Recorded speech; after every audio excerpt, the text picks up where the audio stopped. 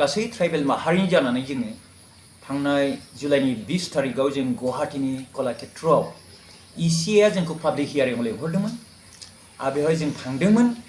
बेयाव जों सिगाङाव मेम'रेन्डाम होखानाय दंमोन, अब्लाबो जों ओइदिनखालिबो मेम'रेन्डाम साबमिट होबोदों आरो जोंनि बुंनो गोनां बाथ्राफोरखौ जों बुंबोदों। दा बेवहाय जोंनि बुंनो गोनां गिबि बाथ्रायानो जाबाय, जिहेतु गहपुरनि ट्राइबेलफोरखौ बिहालियाव बारहोहरजोबदों। बासिख' बर', मिसिं आरो दिउरि बेखौ बासिख' जोंनि बे ट्राइबेल माहारिफोरखौ बिहालियाव बारहोहरदोंमोन।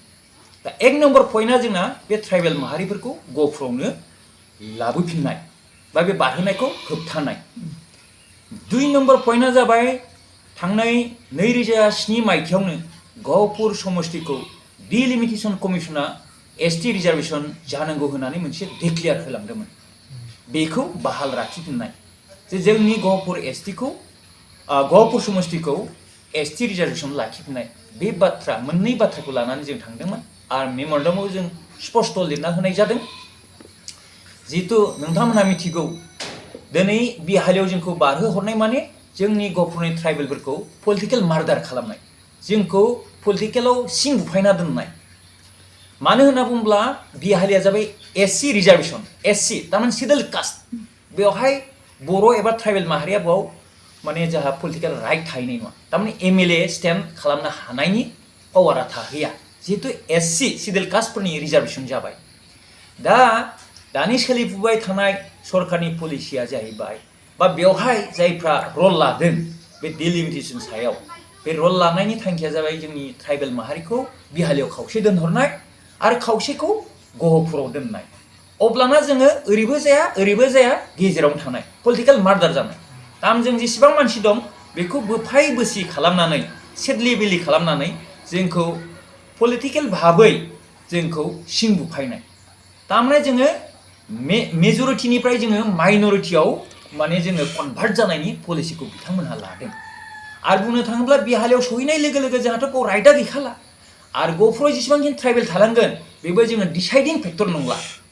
एमएलए भबिष्यतआव एमएलए स्टेन्ड खालामनो हानायाथ' गोजान बाथ्रा, जोङो डिसाइडिं फेक्टरबो नंला, बेबायदि अबस्थायाव थाहैदों।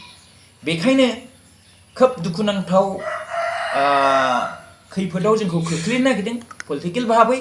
दा बेखायनो बिनि सायाव जों स्ट्रंलि जोङो भइस होदों आरो जोंनि गहपुरनिफ्राय मोनफ्रोमबो माहारियारि आफादफ्रा, ट्राइबेलनियानो, दिउरियानो जा, मिसिङानो जा, बर'आनो जा, एबसुनिफ्राय लानानै, टिएमपिकेनिफ्राय लानानै, ट्राइबेल संघनिफ्राय लानानै आरो बिदिनो बड' साहित्य सभा, मिसिं साहित्य सभा लानानै जों गासिबो जों मेम'रेन्डाम हैदों।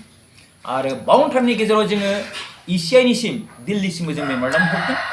आरो थांनाय 20 तारिखआव जोङो आरो बे मेम'रेन्डामखौनो जों मोजाङै आरो मडिफाइ खालामनाय माखासे मेम'रेन्डामखौ जों साबमिट होबावदों। बिथांमोनहा नाजावदों, आं मोजाङै खोनासंदों आरो जोङो बेवहाय जोंनि लजिकेल पइन्ट्सबिला, जिब्लानाखि लजिकेल, कनस्टिटिउसनेल आरो जोंनि नंगुबै बाथ्राफोरखौ जोङो फोरमायहैदों।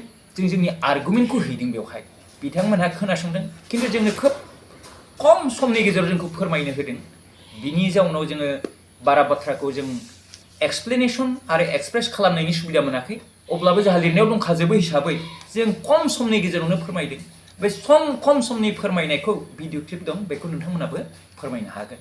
आरो बेवहाय जों स्पष्ट बुंदों जे गहपुरा थोजासे एसटी पपुलेसन दं, एसटी पपुलेसनखौ लानानै जोंनि एसटी रिजार्वेशनखौ नांगौ। आरो जुदि नोंथांमोनहा एसटी रिजार्वेशनखौ होनो हाथ्राब्लाबो जोंनि साननाय जे जोंनि एसटीफोरखौ गहपुरावनो जमायै दोननांगौ, जे जोंखौ बाइफुरकेसन खालामनाङा, जे जोंखौ सेदलेबिलि खालामनाङा।